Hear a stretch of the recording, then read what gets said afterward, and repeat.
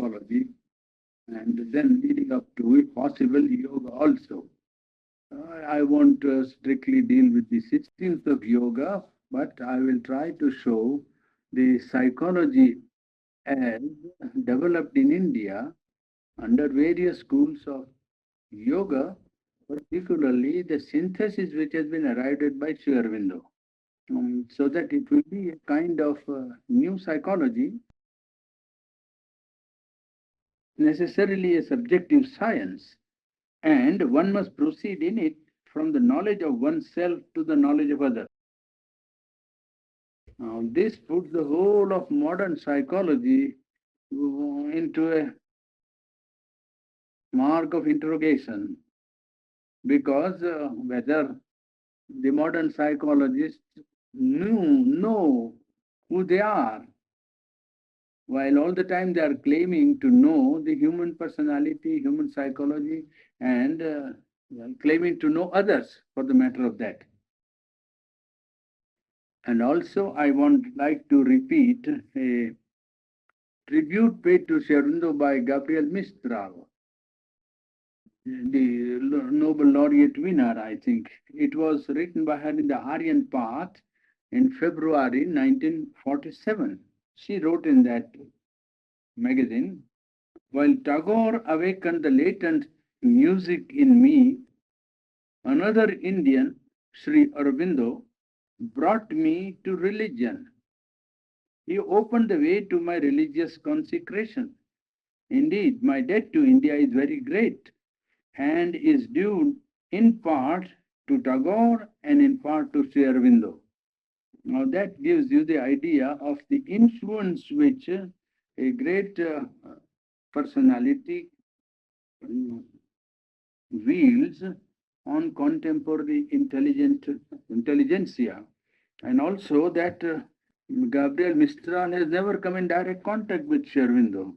It is by contact with his writing that she attained this sort of religious conviction and a aspiration to admit religious impulse as a very important and fundamental part of man's being.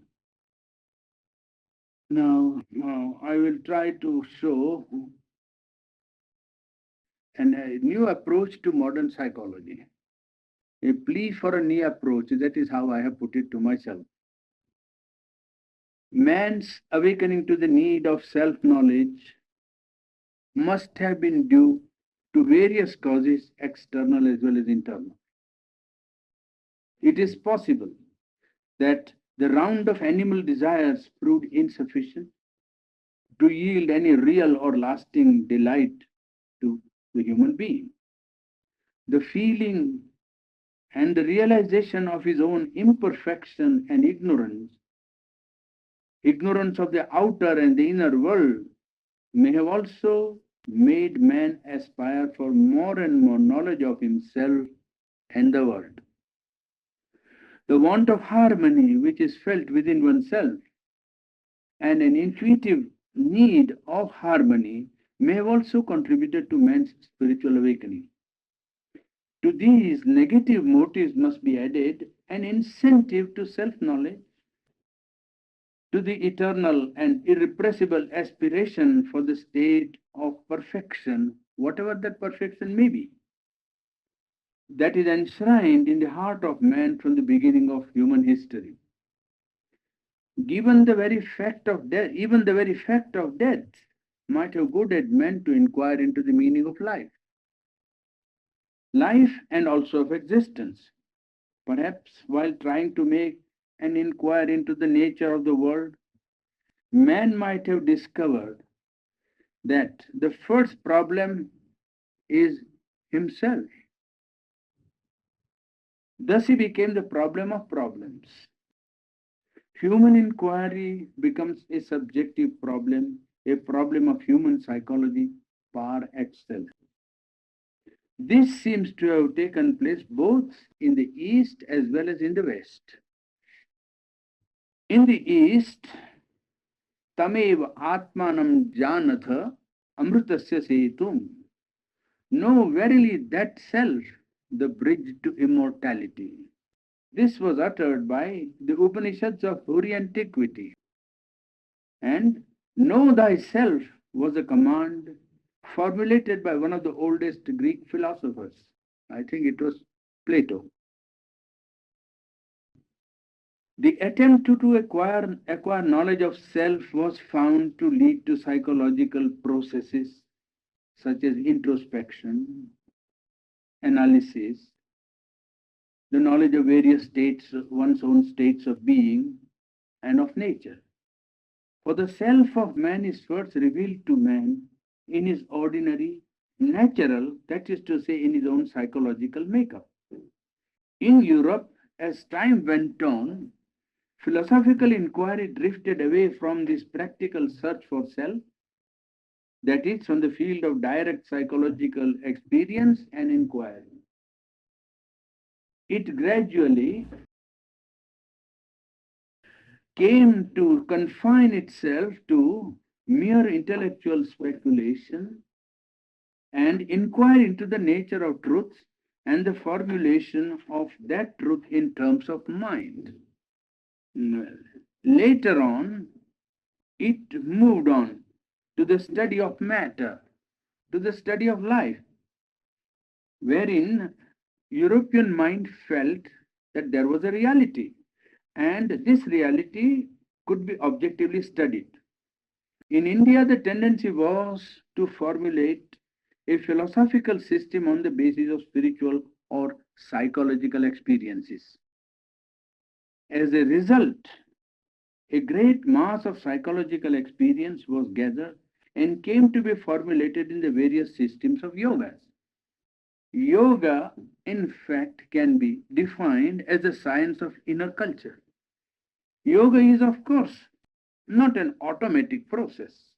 It requires a conscious participation by the individual in the process of his own self-evolution. In other words, yoga is nothing else but consciously practiced practical psychology. It is true that there are various systems of yogas current in India, but it is quite possible to arrive at a synthesis of their aims and methods if the outward forms of practices are laid aside and their psychological implications clearly understood. Such a system of the principles, practices, and results of the systems of Indian yoga is a great need of the present time, and it is indispensable for the understanding of Indian psychology. Sri Aurobindo's great work on yoga achieves this purpose that is mentioned here and is an outstanding contribution to the proper study of the subject. But the modern mind, which means the European mind, is not prepared to accept the scientific nature of Indian psychology. To it, all Indian systems are empirical at their best. Modern psychology, on the contrary, claims to be scientific. It is supposed to be not empirical.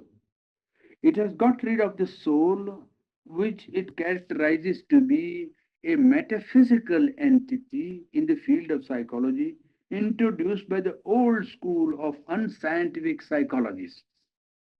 Psychology has now become, or is at least trying hard to become, a natural science, like physics and chemistry.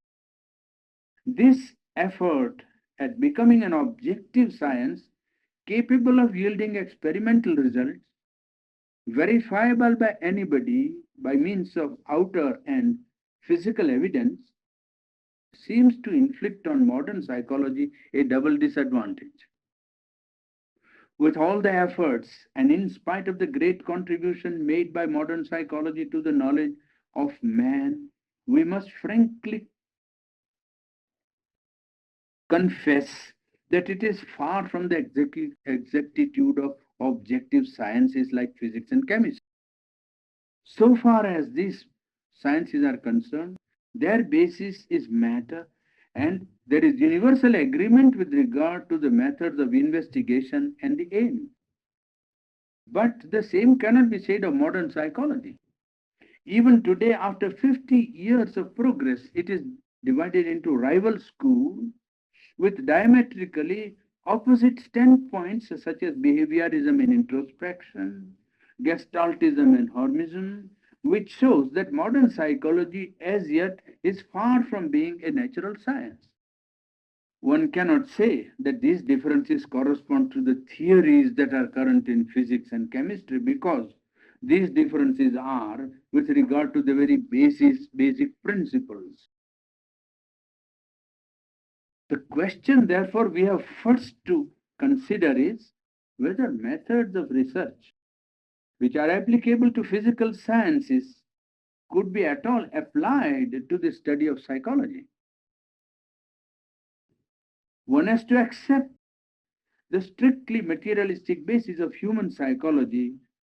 One who accepts the strictly materialistic basis of human psychology shall have to wait, perhaps, till he is able to determine the weight of a thought or calculate the potential energy of an impulse, because that is what the natural science would demand.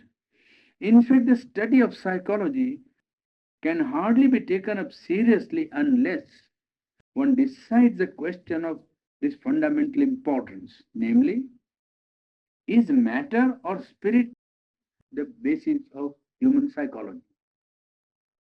The question might be put differently. Who is it that experiences all the multifarious phenomena in man? Where? That is to say, in what medium do these experiences take place?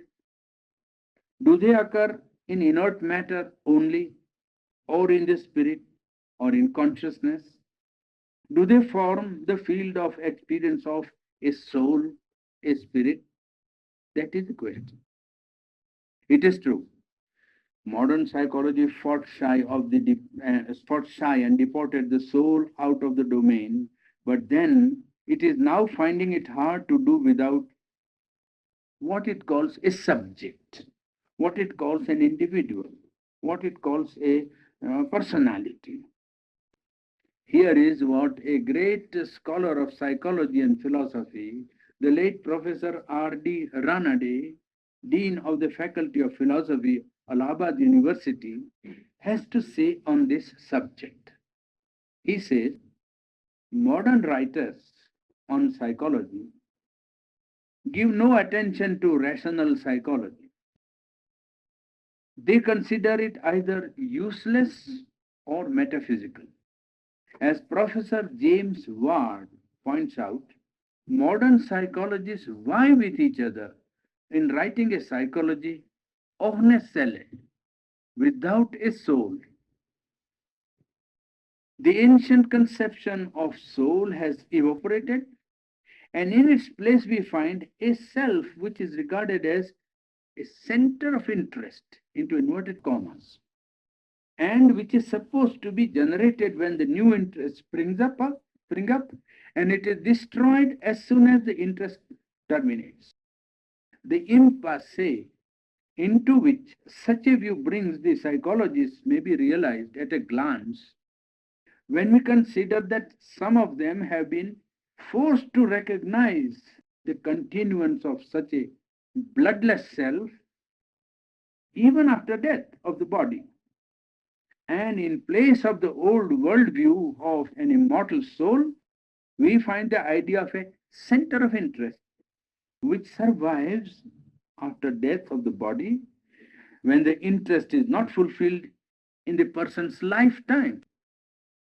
Well, the old worldview, as in Plato and so in the Upanishads, planted itself squarely on the recognition of the soul as an entity which was free to take on a body, as it was also free to go away and transmigrate. Whereas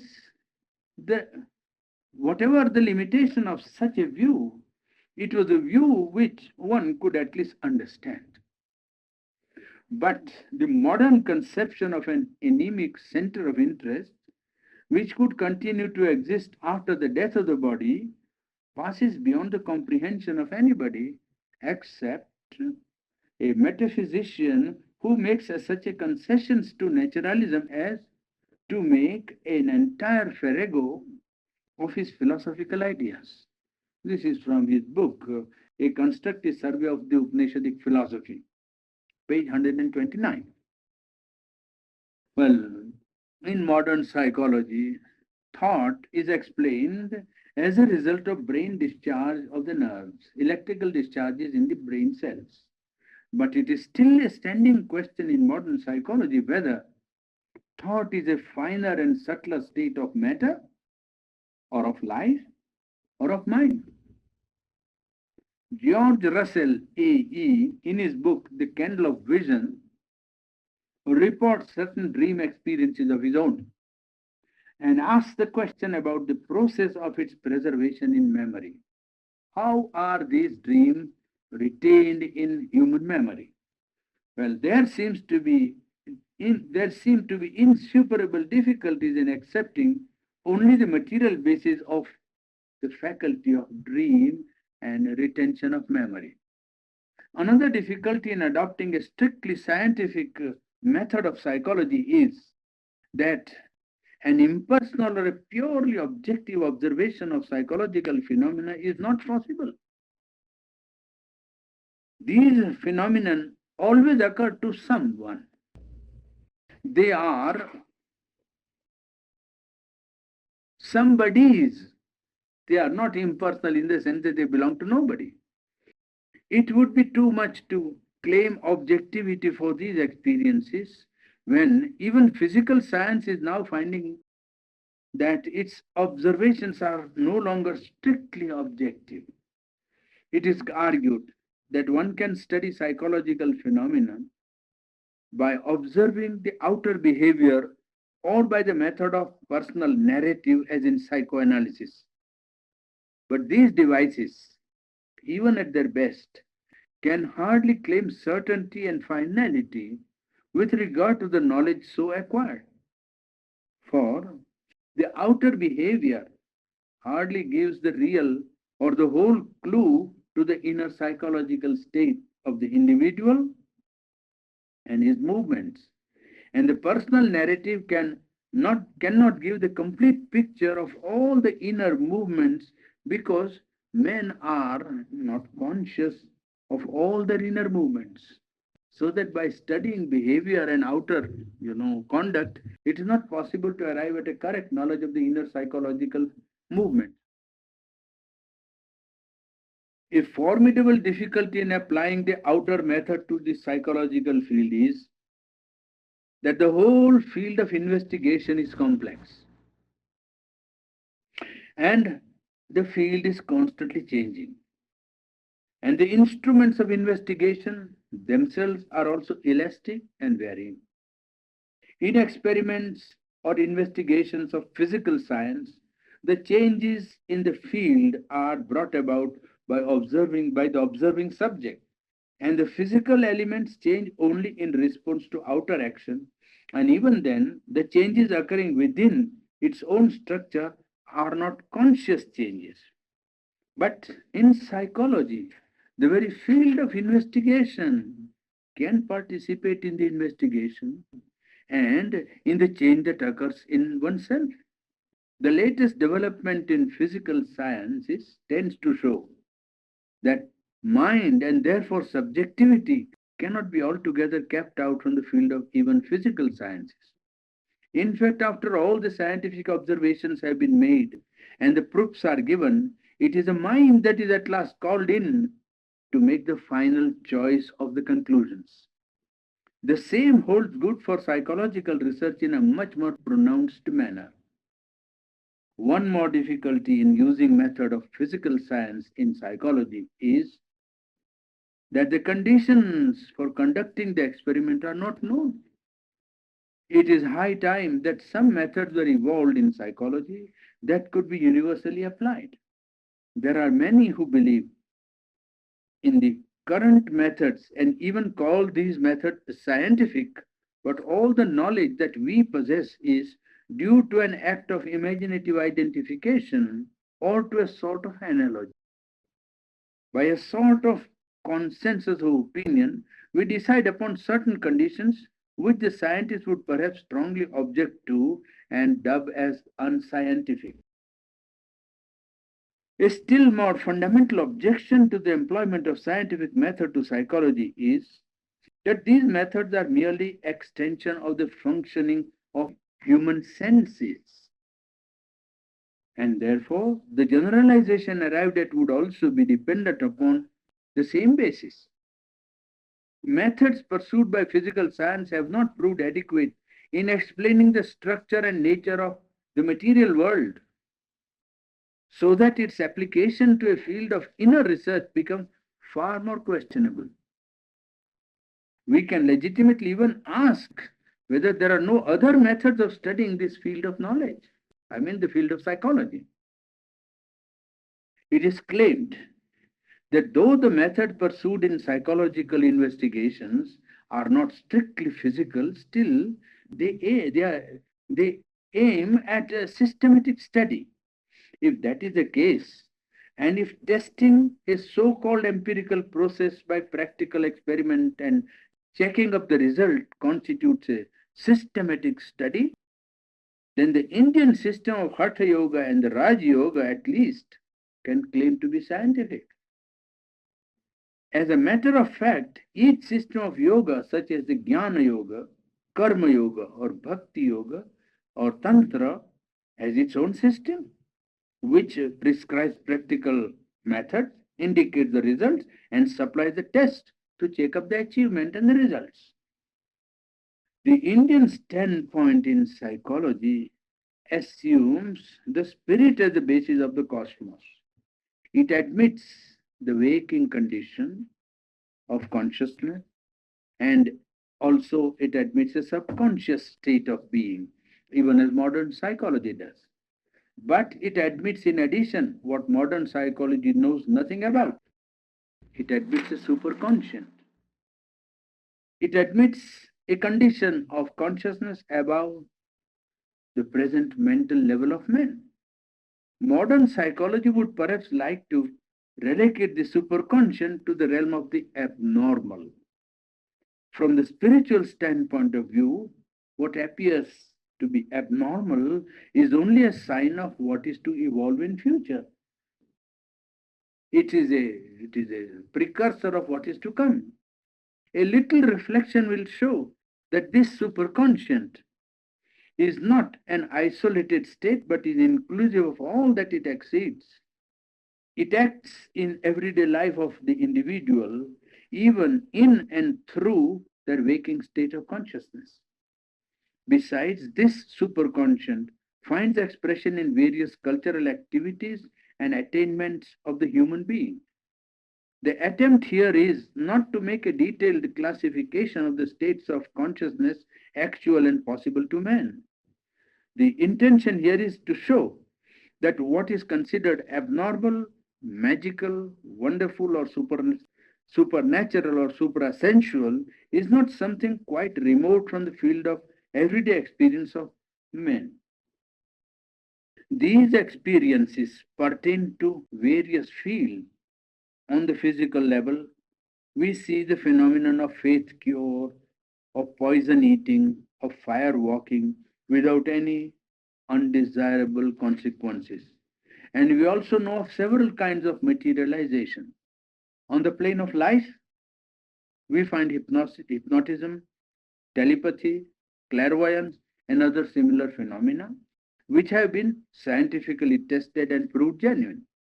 Well, these faculties are indications of the presence of the supraphysical and the possibility of their attainment. There are powers and faculties in men which give him an insight into the knowledge of the future. Visions, premonitions, prophecies are possible to man's consciousness.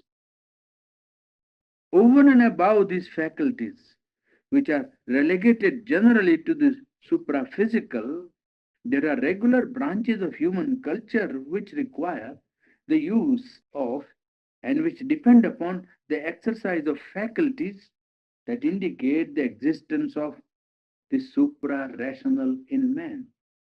Religion, astrology, poetry, plastic arts, very often depend upon the action of some supra-rational faculty in man for their highest creation. The undying aspiration of the whole human race for a divine perfection or fulfillment bear witness to the pull of the superconscious which it exercises on man. Intuition, inspiration, and revelation are some of the faculties connected with the superconscious which have found expression in various fields of human activity. With some little observation about Indian psychology. Indian psychology bases its acceptance of the superconscious on concrete experience, and modern psychology would remain poorer for the rejection of these fields of experience which is open to man. To limit the field of human consciousness, to limit the field of psychological experience, which has been an ever enlarging field from the inconscient to the conscient throughout the course of evolution, would in fact be an arbitrary act.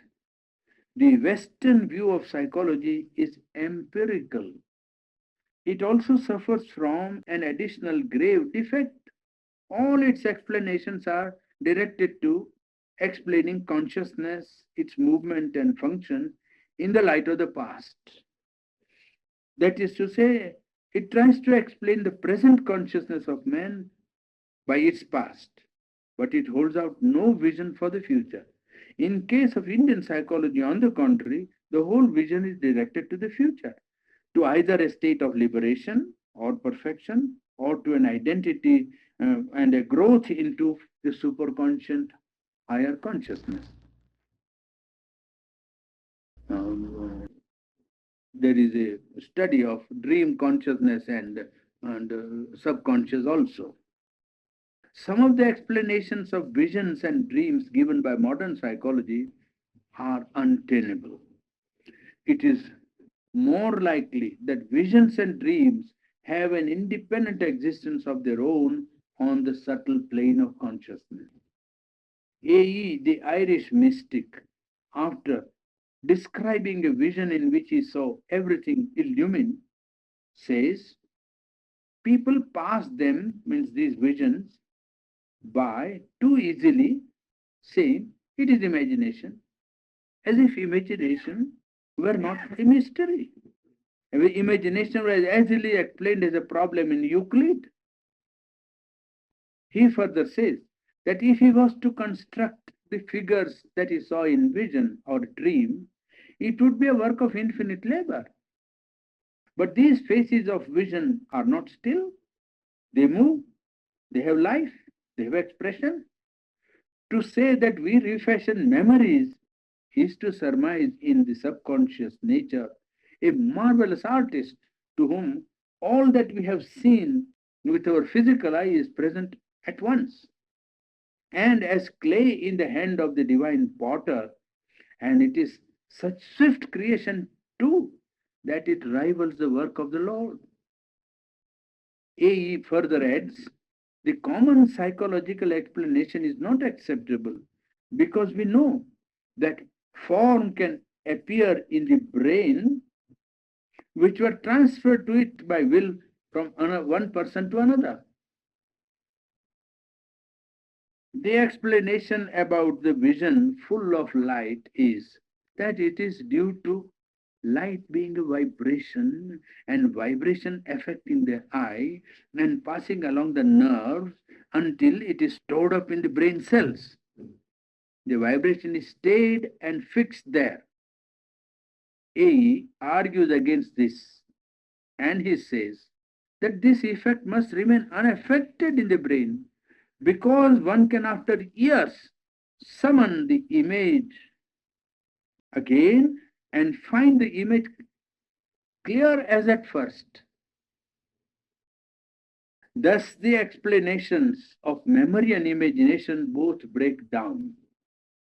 A says it is the perception of the images already existing in the subtle. Architecture of dream and vision, there is mystery which is not explained by speaking of suppressed desire or sex or any other of those springs which modern psychologists surmise are released in dream. We must suppose that memory is as fixed in its way as the sun picture is fixed, or as the attitude of a statue is fixed. If it fades, it should be by loss of precision, not into another equally precise but different form and different gesture. From the quotations given, it is clear that dreams, visions, and figures of imagination all require more closer study and consideration than has been given to them up till now.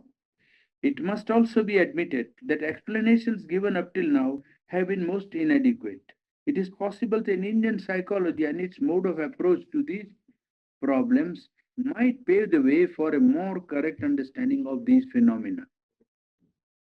Now, taking up the last part of the talk, a brief survey of modern schools of psychology. We will take up a brief survey of the present day psychology.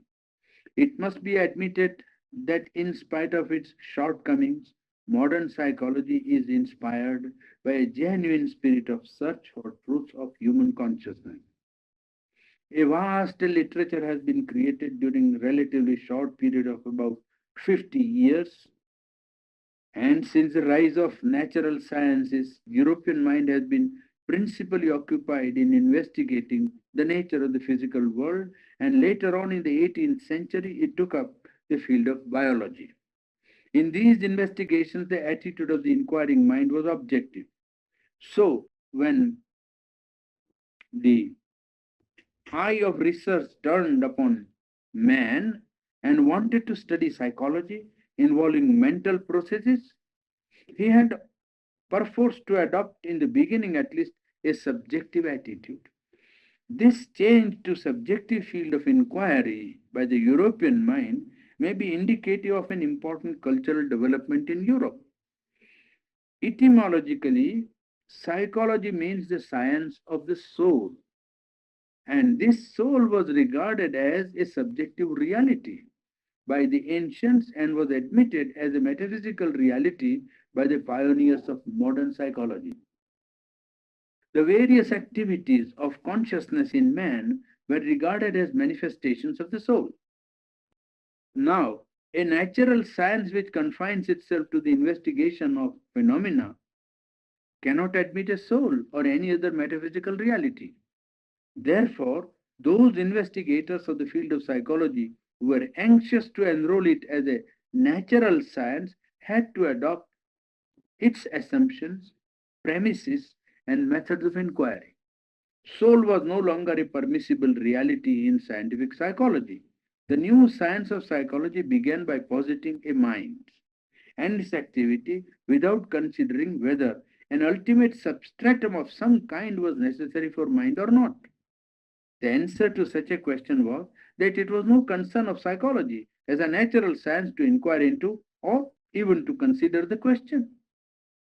The methods of physical science were rigorously applied to psychology, and since then, psychologists have been empirically investigating mental phenomena, collecting facts, trying to arrive at generalizations with regard to various activities of consciousness. They have been studying perception, memory, imagination, thought, reasoning, will, impulse, reflexes, complexes, etc. They also try to include the study of human personality in these fields. Through the generalizations arrived at up till now, though the generalizations arrived at up till now have not yet amounted to anything more than mere beginnings, the deeper significance of this search seems to lie in the fact that the outward turned Western mind has turned its eye upon himself and is trying now to understand or know the constitution of man, which is a very salutary change. Some will perhaps dispute the statement that psychology today is nothing more than a mere beginning of a science. But one can even go further and assert that today it is not a single science with a definite subject matter, as I told you already. In the field of modern psychology, there is such a diversity of point of view regarding even the nature of the subject matter, as also the aim and the method to be pursued, that it would be more correct to consider it as a group of sciences aiming at the study of man rather than as a single science. The standpoint of natural science adopted by chemistry, physics, and other sciences is considered inappropriate for study of psychology by writers like Dilthey, Spranger. They are against the natural science ideal for psychology.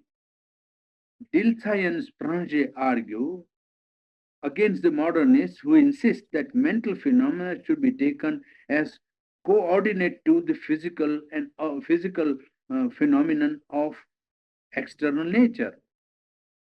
They argue, the natural school of science, psychologists, that all values and judgments of human utility and purpose must be eschewed, and all mental activity should be investigated structurally with a view to discover the qualities possessed by them and the laws regulating their functions. Just as physics or chemistry or any other science study various kinds of material phenomena and seek to determine the laws of their behavior irrespective of their practical utility. Dilthey and Spranger consider this standpoint altogether inapplicable to psychology. The psychological phenomenon, they argue, is not at all coordinate with the material phenomena. A mental activity is always, without exception, a personal reference. It is somebody's, and a physical object such as a table or a chair or a plant does not possess such a personal point of reference. Mind and mental phenomena belong to the cultural development of society, to which mutual mental interaction of human personality is essential. Psychology, thus, according to them, is a cultural or social science, and therefore the method of investigation in psychology must be different from that pursued in physical sciences. This is not all. Even among those who agree in regarding psychology as a mental science, there are sharp differences about the nature of the subject matter and the aim and the method. There are some who, for example, take consciousness as a subject matter and introspection as a method of investigation. They represent what is called the introspection school of psychology. Directly opposed to this is Watson, the leader of behaviorism, who asserts that there is no such thing as consciousness and that therefore introspection is futile and superfluous. According to him, psychology is really concerned with behavior of the human individual, and he regards physics as the ideal science which psychology must follow, and he aims at making psychology an experimental and objective science. It may be suggested here that though these standpoints appear diametrically opposed to each other, they may be harmonized into a science of psychology aiming at the study of human individual in the dual aspect of activities which are mental and activities which are bodily. In the light of the cumulative evidence, it seems reasonable to hold that the contemporary mutually exclusive schools of psychology would find their synthesis most probably by adopting a radical change both in their standpoint and in their method. Gestaltism is a school of psychology which has attracted a great attention lately. Its basic idea is that the whole is not merely a sum of the parts, and that there exists what is called the Gestalt quality, the quality of the whole, as distinct from that of the parts. The organism as a whole is to it a concrete reality. As regards the method, Gestaltism finds the much honored empirical method of analysis utterly defective for its purposes, and because it tends to make the parts substantial realities even more important than the whole.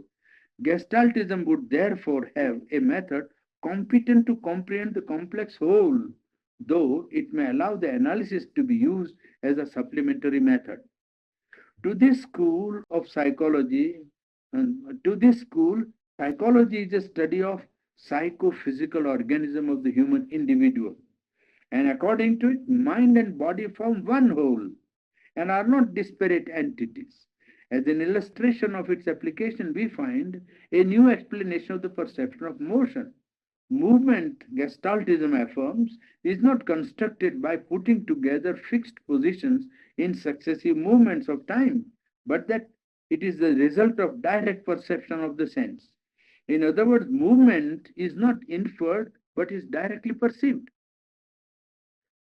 These three schools, introspection, behaviorism, and gestaltism, fall within the fold of empirical science of psychology. Hormism of McDougall, making purposiveness of mind its pivot, belongs to the same class.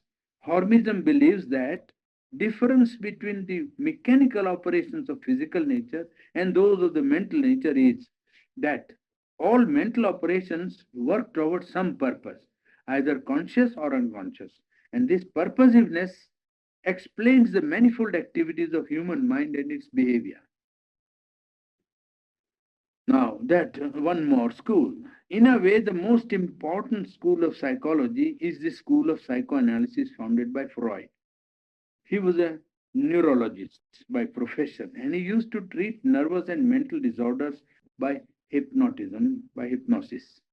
In course of his practice, he made the happy discovery that if the patients were allowed to relate his patient was allowed to relate his story and thus mentally relive his past experience, he was greatly relieved of his trouble. This was what he formulated as a principle of, well, or hypothesis. He started using the talking out method in place of hypnotism. And this method revealed to him that the experiences of past conflicts, frustrations, continue to persist in the human individual. He therefore posited the subconscious as a fact in order to explain their persistence of this persistence of past experiences. He was soon led to think that the subconscious is relatively the larger part of man's personality. In fact, as he later chose to put it, the 9/10 of human personality is subconscious. But in the employment of the talking out method, he discovered that the past experience did not always easily come up. More often, parts of the experience were held back. And this observation made him formulate the theory of repression. How does repression take place and what is the mode of its operation? The investigation of repression constitute the main line of work of psychoanalysis. The symptoms of the mental diseases are significant. They are willed by the patient in the sense that they afford the partial satisfaction to the repressed impulses. The normal behavior is influenced by these repressions in the individual. Even small slips and errors of behavior are subconsciously determined by the repressed impulses. These repressed impulses of the human being, Freud traced to the sexual impulse. The repression here consists in forcible suppression of the sexual impulse by the social and normal pressures upon the human individual. According to Freud, sex impulse is coextensive with the whole of the pleasure seeking propensity of the human being. He has shown the working of the sex impulse in the child from birth to adolescence. The working of sex instinct, which to Freud is the most fundamental, is the characteristic of psychoanalysis. Well, every human activity, even religious, moral, and artistic, is simply a manifestation of this original sex impulse. Interpretation of dream is another contribution made by psychoanalysis to modern psychology. Dreams, according to it, betray the subconscious as probably nothing else does. Dreams are not fantastic and meaningless play of imagination. In his attempt at scientific formulation of the explanation of dream, Freud maintains that all dreams are wish fulfillment. Overt or covert repression in man seeks gratification in his dreams. Jung has contributed to the study of nature of personality and to the understanding of the action of human groups by positing the collective unconscious.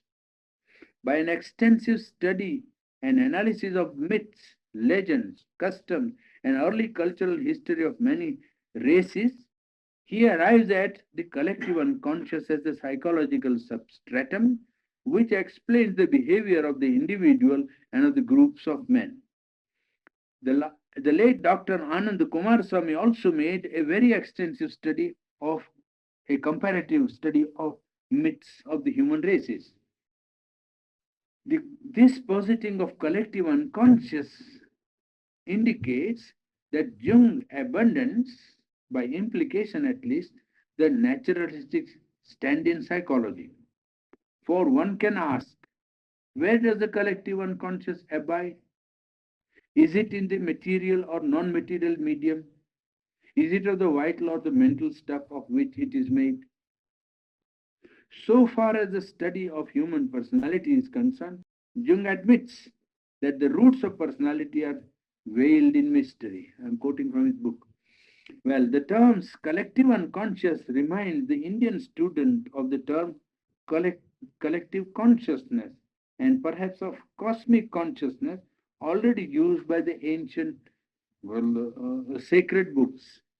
This cosmic consciousness and even the supracosmic transcendent consciousness mentioned in the Indian books are at present superconscious to the ordinary human psychology, but they are regarded as capable of being experienced by men if certain psychological conditions are fulfilled. Sri Aurobindo, in his two books, The Ideal of Human Unity and Human Cycle, points out that a slow growth of the dynamic collective consciousness has been taking place in humanity. The growth began with the family, developed through the clan, the tribe, and has now reached the nation unit. This impulse has its roots deep down into the insect and the animal world, and even below in the vegetable and the inconscient. There is thus a gradual unfolding of the soul of human collectivity, of which humanity would be the highest vehicle. Dr. Haridas Chaudhary finds this collective unconscious a blanket term, as he calls it, and he says that it is too inadequate to carry any exact sense. To Jung, the collective unconscious is not a state of consciousness, because, according to him, a relatedness to an ego is an essential condition of consciousness. This is a limited view of consciousness, as it takes for granted the mental as the only possible consciousness.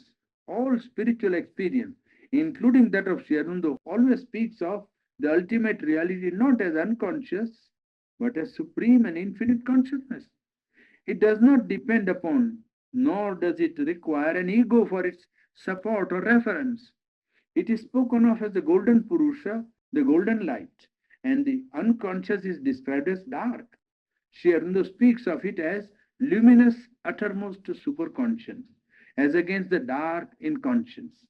Jung's failure to realize the distinction between the two, the superconscient infinite and the inconscient infinite, well, is responsible for his description of the ultimate reality as collective unconscious.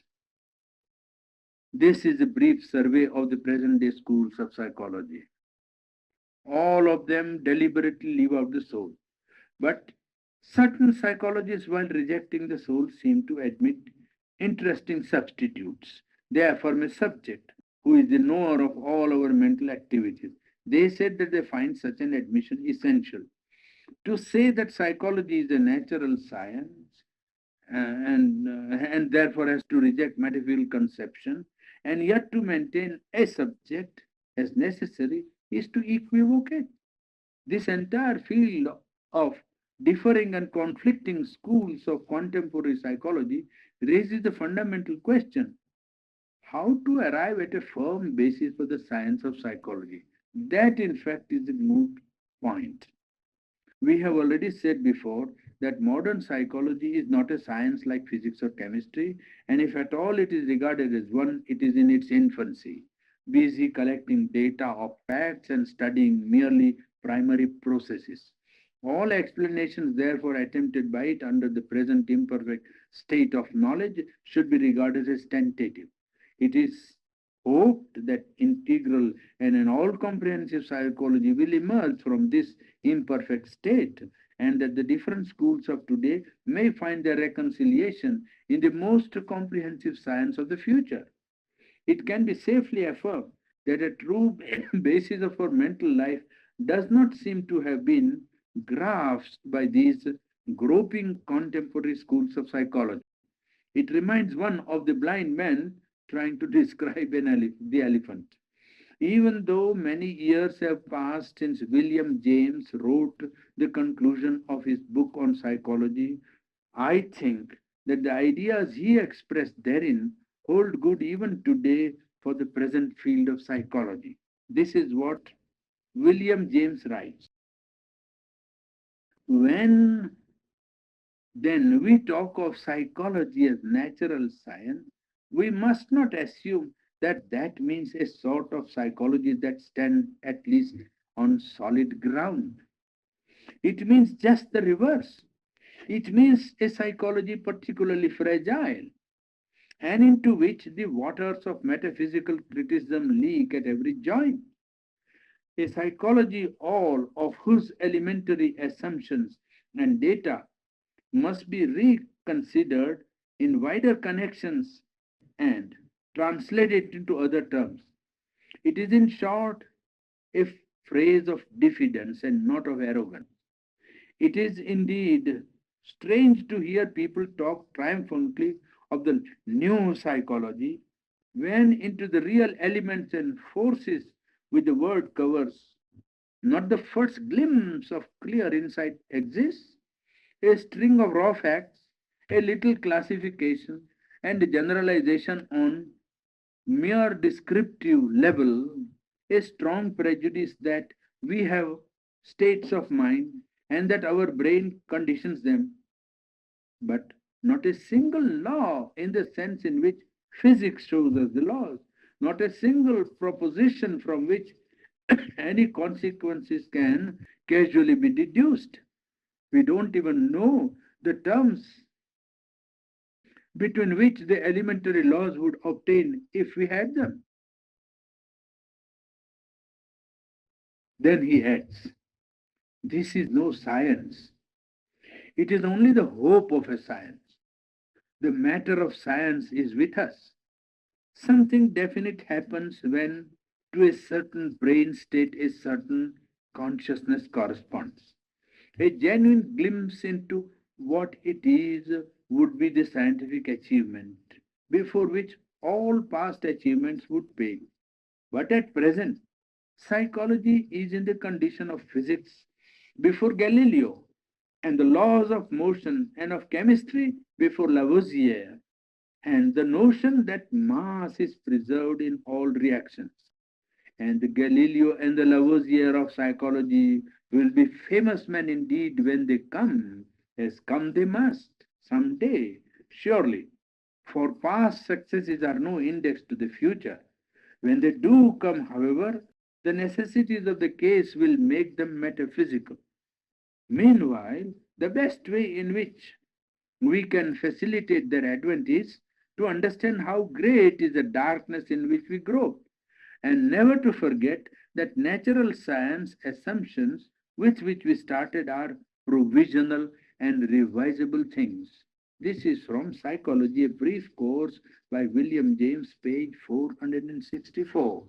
I think with that we close the survey of modern psychology.